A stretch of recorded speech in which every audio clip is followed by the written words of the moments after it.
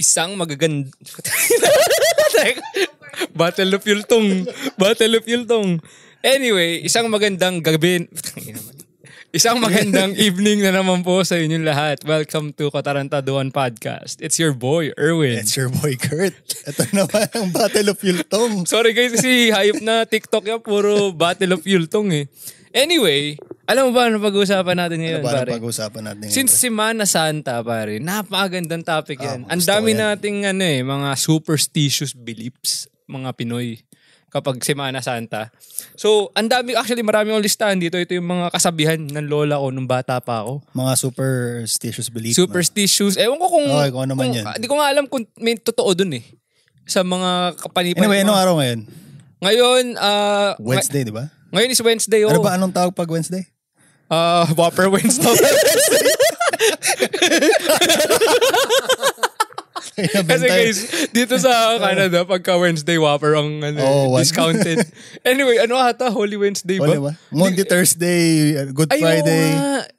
Actually, hindi ko alam yung Nalimutan ko na Ash Wednesday. Ash Wednesday. Hindi ko alam. Anyways, yun na yun. Anyway, ano yung mga natatandaan mong gawin ninyo kapag Semana Santa Siyempre, sa pag Pinas? Sunday, di makakalimutan yung palaspas. Siyempre. Palaspas. Before pumasok yung Holy Week kasi nga Palm Sunday. Sunday, di ba? Tapos parang wibisi ka ng holy water. Oo. Naalala ko yung palaspas pa namin, parang espada eh. Oo, actually matanong ko sa'yo bro, kasi sa amin, pag palaspas, alam mo yung sabi nila, yung palaspas daw, parang pantaboy ng masasamang espiritu. Kasi after, dinidisplay mo sa pinto. Diba? Sa pinto, di ba? Tapos sabi ko nga, mainam na pantaboy ng nangungutang eh. Kasi pagka meron ka sa pinto nun. Hindi, seryoso? Hindi, ewan ko. Pero jokes aside, ginagawa namin din yun yung nilalagay sa pinto. Actually sa kotse, naglalagay din ako. Hanggang sa maging crusty na yun. Palaspas eh. Hanggang yung kulay brown. Na yan. Kulay brown. Tsaka isa pa sa naalala ko, pare, yung kasabihan lagi ng lola ko, yung pare, bawal karne. Kumakain ka ng karne kapag yung Good Friday. Hindi. Alam ba reasoning bakit? Parang daw, discipline daw eh. Kumbaga kailangan mo mag-abstain. Mag-abstain sa meat. Parang gano'n. Dahil ba meat is masarap or? Ewan ko ba? Hindi ko din alam. Diba? Pero sa ibang religion, sinasabi nila like pork daw parang dirty kasi. Dirty. Oo, yeah. Parang yung mga baboy, di ba? Pag kaya nilang kainin yung kapwa nila baboy. Kaya o yung dumi nila, yung sarili nilang dumi. Parang mga ganun. Guys, actually, nagwa-wonder ako. Honest question yun, kung anong dahilan, kung bakit yung karne, ipinagbabawal kapag Good Friday. Kasi kami pag Good Friday, kadalasan naming ulam dyan, munggo, tsaka tilapia. Kung di tilapia, galunggong. Basta seafood. Seafood, yeah. Kayo ba? Pagka... pares lang din. Hindi mo kami yung mga sugpo eh. Yung iba kasi dyan. May kilala kami. May kilala kami. Sugpo yung ulam. Sugpo, alimango. Hirap lang kami. Mga rich basic kid. lang. Basic lang kami. Pero ewan ko kung ang manok considered na karne. Oo nga, no? Tatingin mo ba?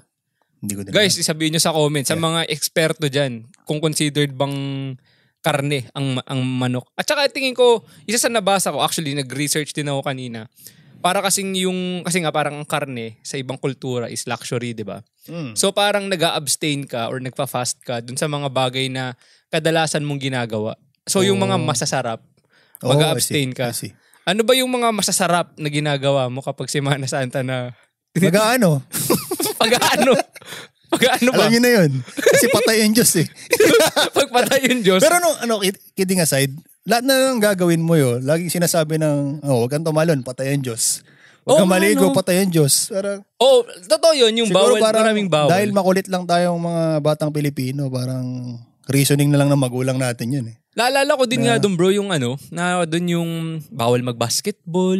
Bawal nga tumalon eh. Bawal maligo. Diba? Tapos kasi daw sabi nung lola ko, pag nasugatan ka ng Good Friday, ang tagal daw gumaling. Kasi nga patay nga yung Diyos. Kasi patay si Jesus. Tapos isa pa doon yung, alam mo yung malaking-malaki sa amin yung pinagbabawal yung gagala kayo. Ng, Good Friday, Sabado de Gloria, yung kung meron ka mang trip or anything, ipopostpone mo. Totoo yan. Tapos sasabihin nila kasi prone to yung ma-aksidente ka. Kasi wala nga, patay nga yung Diyos eh. Diba? hashtag patay ang Diyos. Pag patay si Lord, hashtag nga na. Ano pa bang ginagawa pag Holy Week yung pabasa? Pabasa. Yung ba yung passion din? Yung nang si Judas ay madulas. Tatlong balbas ang nalagas. Parang ibang version yun na. Alam mo yung mga ano, yung, Amen. Oo, yung parang ano nga, yung solemn na solemn. Oo. Tapos, subukan mo bisita iglesia. Ay, hindi. Ang nasubukan ko nung bisita resort eh. Kasi, alam mo ba mag-swimming eh? yun nga eh, nagtataka ako sa Pero mga... yung mga ibang Pinoy, di ba? Pinoy, di ba? Iba't ibang simbahan. Hindi kasi iba naman sa atin, di man lahat katoliko, di ba? Oo, Pero kasi sabagay. natatawa ako nun, katoliko kami, pero pagka Good Friday, kasi yun yung week na yan yung laging walang trabaho. So sila mama, gagawa ng plano, magpupunta sa mga resort. Pero yun napansin ko, bawal umalis. Pero ang daming Pilipino, magsa-swimming. Tapos isa nga din dyan yung ano nga daw sabi ng lola bawal mag-ingay pare. Kasi bawal mag-ingay. Kasi nga daw patay si Lord. Kumbaga parang ang ano ko na lang doon, ang take ko doon, bawal ba mag-ingay kasi nga halimbawa nasa burol ka ba, nag-iingay ka. Siguro parang gusto lang ng katahimikan ng mga magulang natin eh. Parang nire-reason out na lang nila yung ano. Siyempre, minsan lang sila mag-bastion. Ang kulit-kulit mo pa, di ba? Pero nagtataka ako, bawal mag-ingay, guys. Pero ang daming Pilipinong nagkakaraoke pa. Di ba magkano? Kasi nga, di ba, nag-iinom. Totoo. Nagpa-party. Tapos, isa pa dyan yung, ano ba, meron nakita dito, Stations of the Cross, pare. Ano yun? Ngayon ko lang narinig. Alam mo, di ba ano yun? Yung Stations of the Cross, parang gagawin mo yung bawat station, parang yun yung ginawa ni Jesus dun sa nung siya di ba, buhat-buhat niya yung cross. So, bawat station. Para 7 palabras ba yan? Hindi ko alam. Hindi pa ba yan? 7 last words? Hindi 7 last words. Yun yung pagka, nung nakapako na siya. Guys ha? Tagal na rin eh. Nakapako na si Lord. Tapos, yun yung huling niya na, my God, why have you forsaken me? Yun. Or, parang ganun, yun yung sabi niya. Tapos yun yung 7 last words na naalala ko. Tapos, ano pa? How about ito yun? Prosesyon. Ay, oo, yung ano. Alam mo yung may mga puon, yung mga tao. Tapos, yung nasa karo.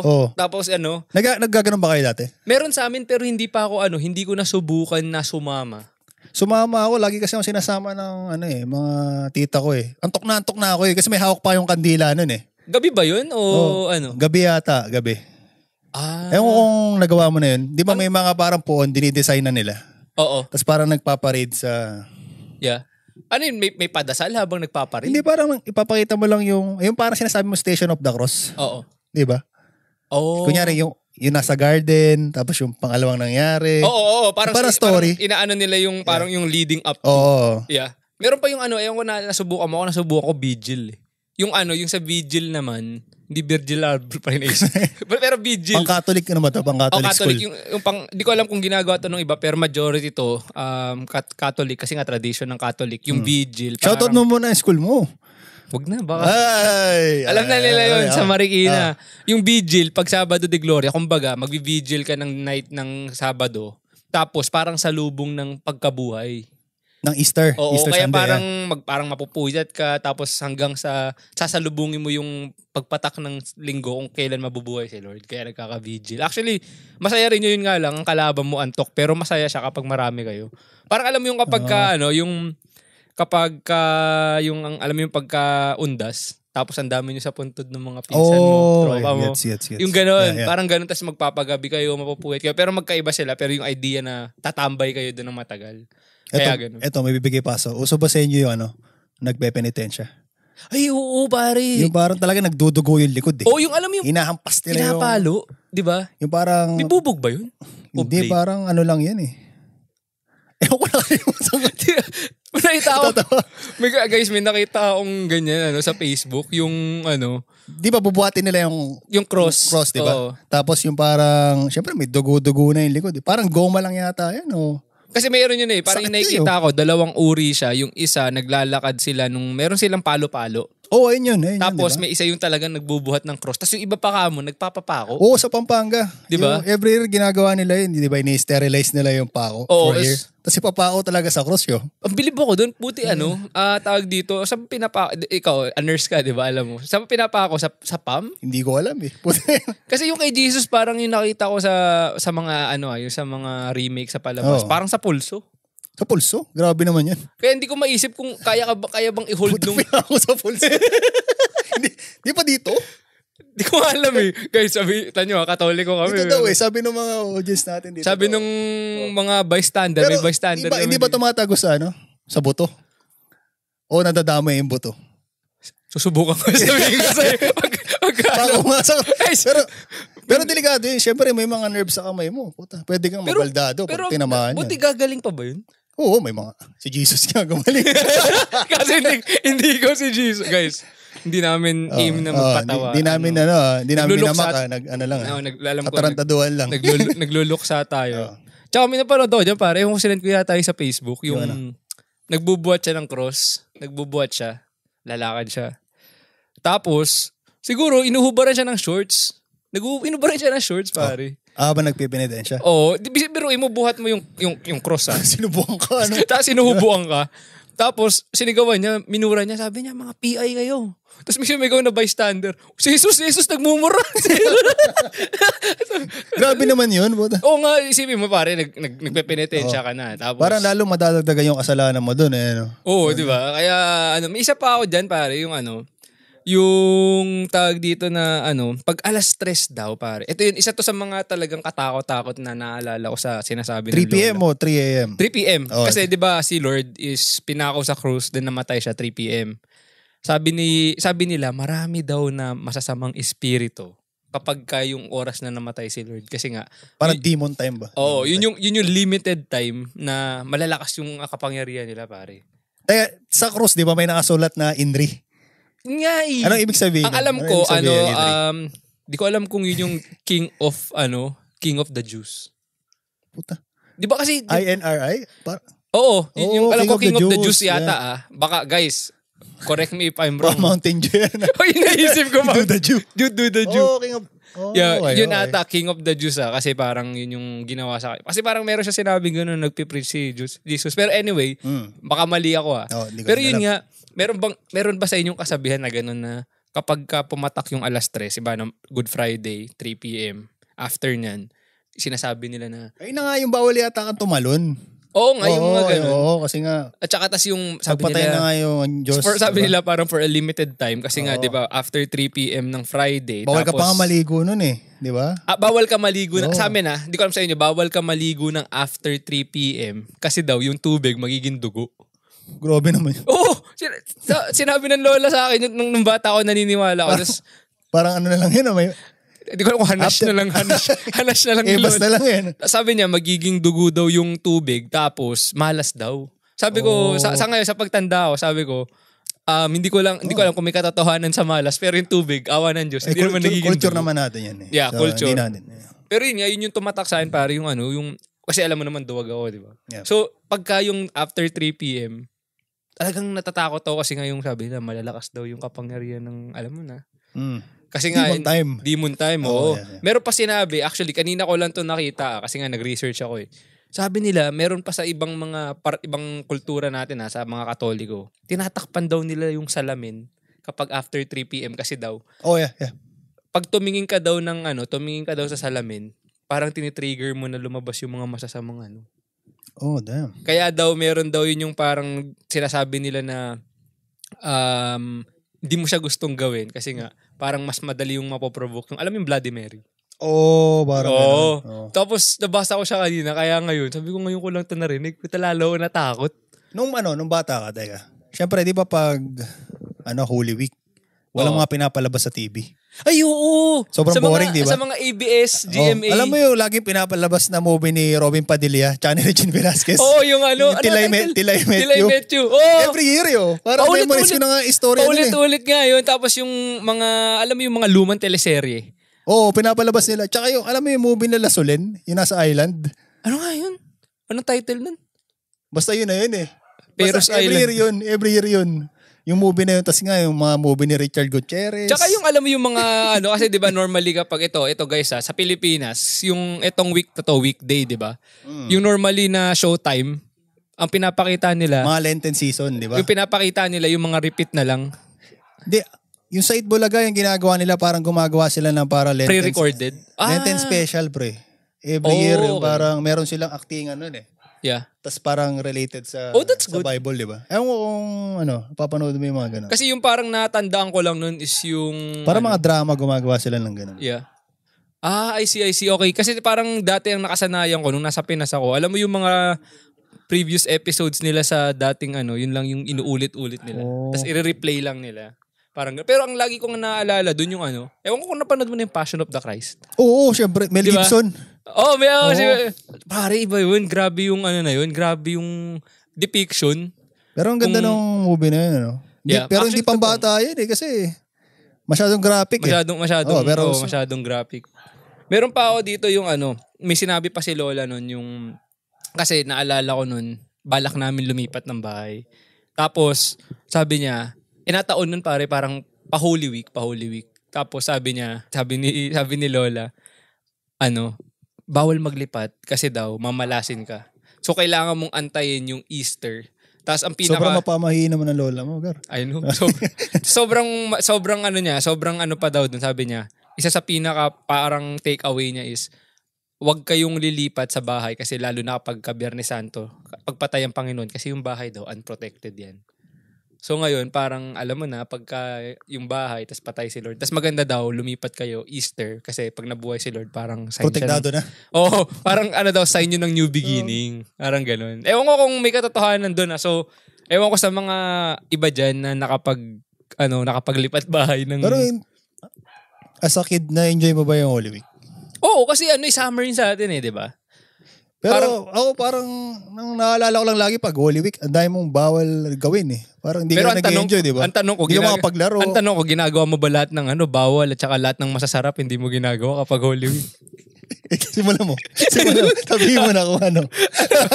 Guys, ito, pasintabi sa mga wag na. Holy Week yun. Baka ma-cancel tayo. Good boy tayo.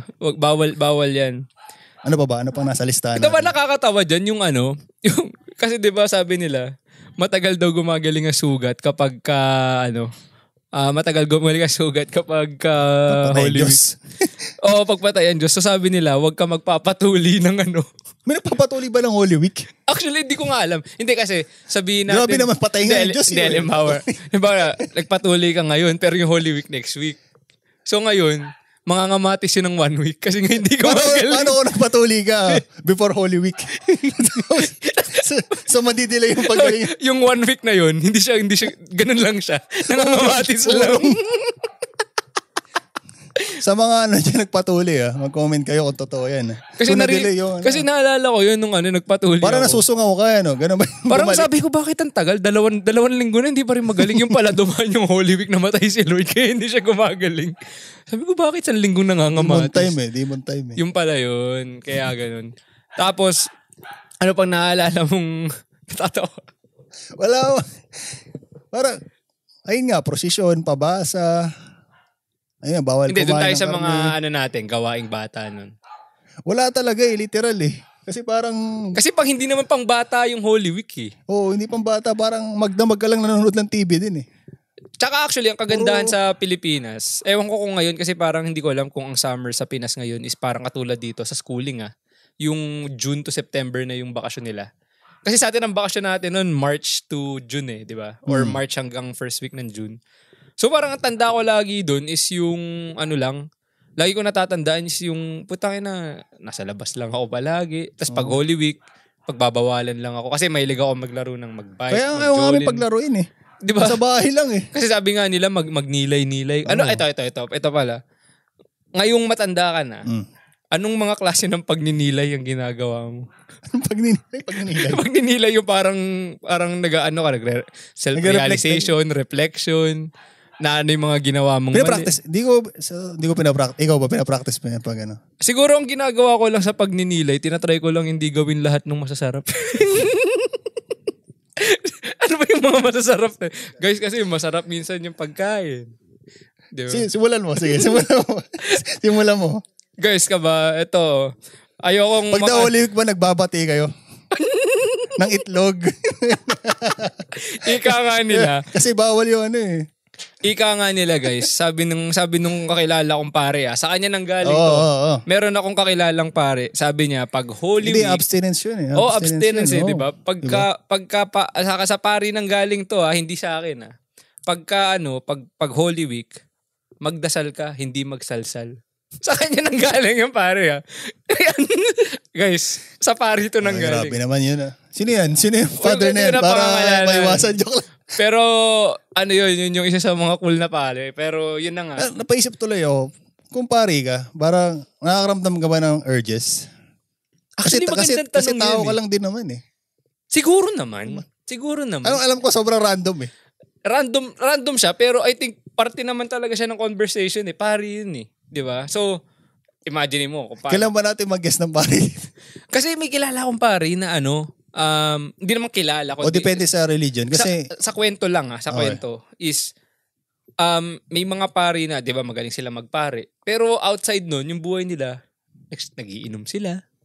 Nagsishot-shot din, may barkada din. Hindi ko alam kung lahat ng pare ganyan. Kasi syempre, ako, kung titignan ko yung pare, nirerespeto ko yun eh. So kumbaga, mataas yung tingin ko sa kanila.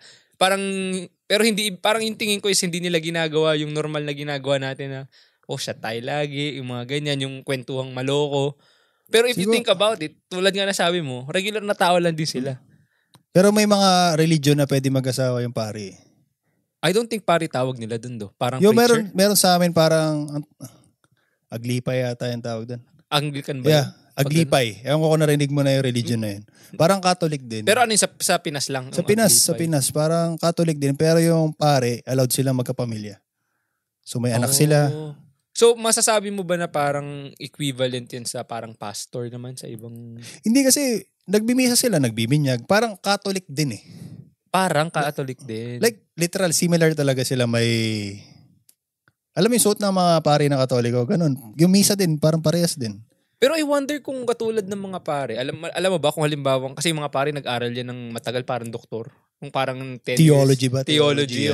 Nag-aral din ba sila ng ganun? Kasi sila syempre. Depende rin sa religion. Pero nasubukan mong magsimba? Oo. Kasi parang similar din eh. Isang oras din yung misa Isang oras din yung misa, parang nagsasign of the cross din kayo. Talaga? So, literal na parang Katoliko, pero siguro iba lang yung rules nila. Pero yung like let's say pag sineselebrate nila yung Eucharist, parehas yung yung mga ginagawa, like let's say may first reading, second reading. May mga ganun. Talaga. Sa pagkakaalala ko. Ngayon ko lang narinig correct niyo ako kung mali ako. Pero ang kaibahan yung naaalala ko nung bata ako. Ang kaibahan lang talagang may kasi may kaklase ako, anak siya ni father. Nung high school pala, naalala ko. Hindi naman kulto. Hindi pre, seryoso. So nakatira sila sa simbahan, tapos parang palipat-lipat lang sila ng ng parokya. Parang kung saan madestino yung si father, doon sila. Gets? Parang... First time ko nakarinig nun yung paring talaga. Ewan ko.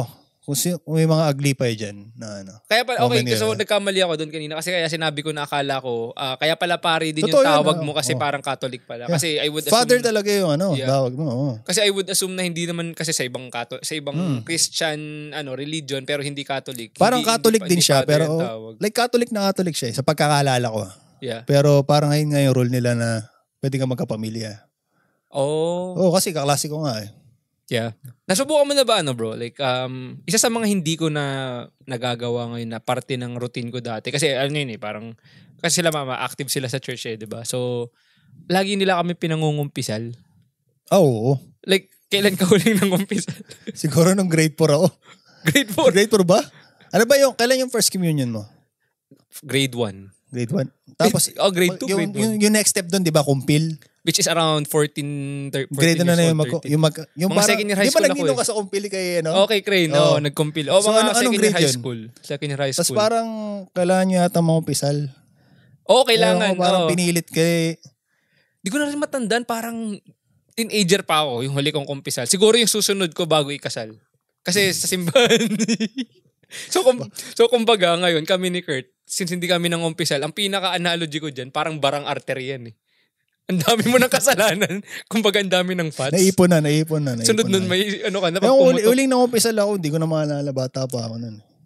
So ngayon, masasabi parang record lang na Oo. So masasabi mong makasalanan ka. Masalanan, araw-araw yun. Araw-araw, guys. Hindi ako magiging hipokrito. Araw-araw nagkakasala. Araw-araw we are born sinners. Parang kanta ni Kendrick yan eh. I am a sinner. Yeah. So yun yung mga natin dyan yung mga... Kaya nga may Holy Week eh, kasi parang nire-remind tayo na... Pagninilay nga yun yung gagawin. Na Jesus died for our sins. Diba? Kaya nga pinako nga siya sa krus eh, diba? So doon papasok yung magkailangan natin self-reflect. Parang reminder parang yun. Isipin natin yung mga maling ginawa natin. Yung, alam nyo na, so all jokes aside nga yung kanina. Pero totoo naman yun, lahat yung abstinence, fasting, lahat yan actually merong, hindi lang spiritual, kumbaga meron din siyang magbuting epekto. Huwag ka magdasal. Ano wag ka magdasal? Magdasal ka pala. Huwag ka maglasal. Huwag ka maglasal. Oo, magdasal ka, pero huwag ka maglasal. Yan. Alam niyo na guys, hindi sa akin galing yun. Sinasabi ko lang. Pag-uusapan lang baka mamaya baka sabihin nyo. Ano lang yun, nag-i-impart lang kami ng kumbaga, don't kill the messenger. Diba? Kami lang yung nagre-relay ng message. So to cap it off, yung episode na to, nakakamiss din yung Semana Santa sa Pilipinas kasi dito sa Canada, hindi uso yun yung mga ginagawa natin doon, di ba? So yung mga tawag dito, yung mga prosesyon na ganyan, actually gagawin lang natin yan madalas sa mga simbahan lang. May bisita iglesia pero hindi kasing ganda sa atin kasi sa atin ang gaganda ng mga church. Iba-iba. So, 'di ba? So parang ang ganda niyang gawin doon, parang iba't ibang scenery. Tapos yun nga magnilay kayo. Kami magninilay din kami. After nito, parang nagkasala tayo sa episode na to. Nagkasala kami. Oo, parang kailangan namin ni Kurt na humingi ng tawad. Wala tayo pa ako sa cross dito. Kailangan namin mangumpisal. Oo, tsaka tawag dito, yung pag-abstain nyo. Seryosohin nyo kasi may matututunan kayo dyan. Huwag nyong gawin lahat ng masasarap. Kasi masama, lahat ng masarap, masama, di ba? Sabi niya. Tsaka lahat ng sobra, masama. Sobra sa ano? Parang may pinaghugutan ka. Baka, alam niyo na. So, yun lang. So, guys, sabihin nyo kung may mga nasabi kaming mali dito. Please feel free to correct us. At yun lang. Maraming salamat sa pag-tune in sa napakagandang episode na to tungkol sa Semana Santa. Tsaka hanggang sa muli sa susunod na episode. It's your boy, Erwin. It's your boy, Kurt. Magdasal ka. Huwag ka Battle of Yultong. Battle of Yultong.